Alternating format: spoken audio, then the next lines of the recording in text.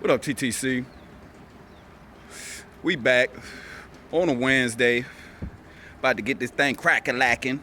MacMan70, what up, man? I seen your video earlier. Seen a lot of videos earlier. Stork, you came out with a good response. MacMan70, you got to do better, man. You got to open your eyes up on this one, bro. I'm gonna give you a little bit of information, just to let you know what's going on for a lot of people that don't actually take the time to look into. And I'm not speaking about you, MacMan, but it's a lot of fans out there that they love their team and they understand what their team is doing, but they may not know exactly what they facing. What I'm gonna let you know is, you think about the fact that the coach that we got this year, he was our offensive coordinator for 2 years under a Hall of Fame coach. Those 2 years, he orchestrated, probably offensively, probably Eli's best 2 years offensively passing the ball. At the end of the year, those last 2 years, nobody was talking about the offense sputtering. Everybody was talking about the defense not being able to stop teams when we need to stop them.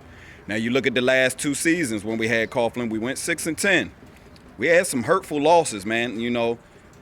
Teams that's family, like, they don't blame shit and point fingers, but everybody knows the defense. It's kind of like if you say the defense that we got now, if they was playing those 2 years, basically, it would have been a completely different result. And, those years, we couldn't stop nobody on defense. We still went 6-10 and was in the playoff race until, maybe about week 14 or some shit like that, 15.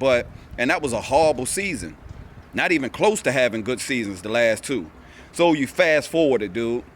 You fast forwarded to where you got Ben McAdoo as the coach now. It's no coincidence that we stayed in-house. The Maras and the Tishers know exactly what they got.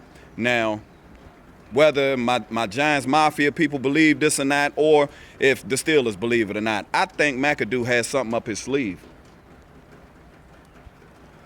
He's got something up his sleeve, man. All this stuff has strategically been planned, Vereen coming back for the Dallas game. I've been hearing that Vereen Ben could have came back.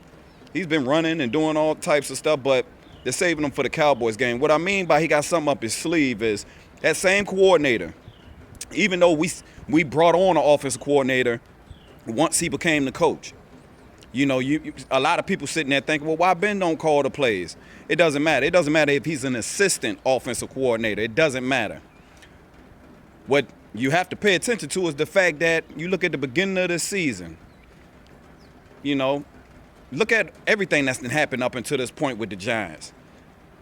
Ben McAdoo hasn't shown too much as far as formations, and I think we probably been labeled as one of the most vanilla and basic offenses, just coming out with those 3 wide receiver sets. And you think he ain't got some shit up his sleeve to where it's back there in the back of his mind, he want to use it when it's right.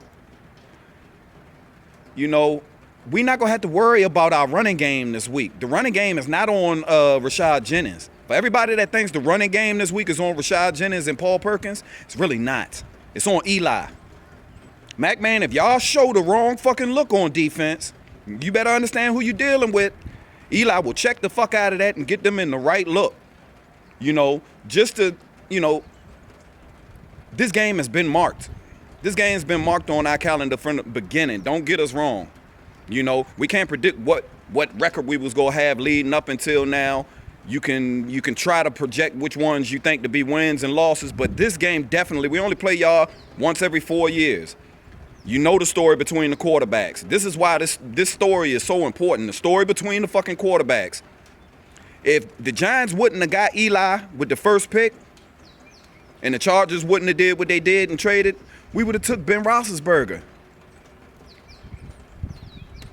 Ernie Accorsi already came out and said that. We was taking Ben Roethlisberger. So it completely changed the history of all 3 of those franchises that was involved in that pick. But then you look on the flip side of it. You look what Ben did when he first came in the league and getting his 2 Super Bowls. You look at what Eli's done.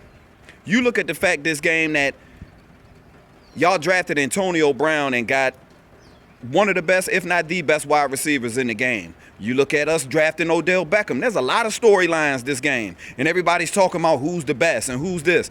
There's going to be a lot of shit watched.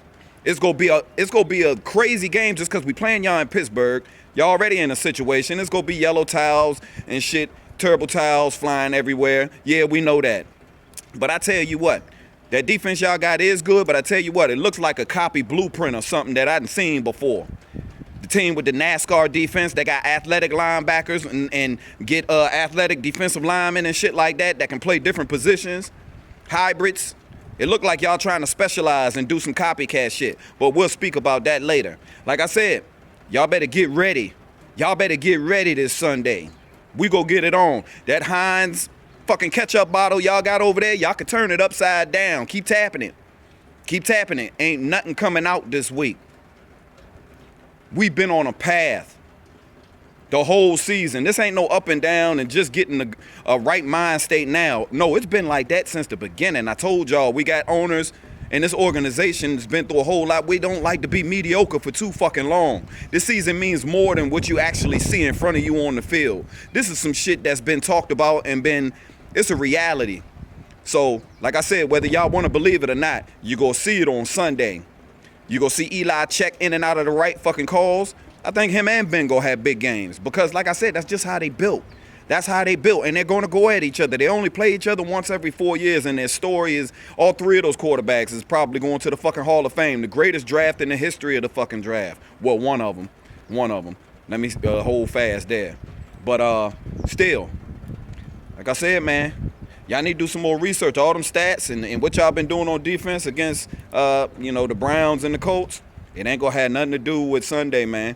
You know, it's good to have confidence, but it's something different. That family atmosphere in this locker room, man, everybody fuck with each other hard. Everybody's fighting for the next man. We've been on that, and we've been growing from that. We're a first-year coach. Nobody's talking about that, though.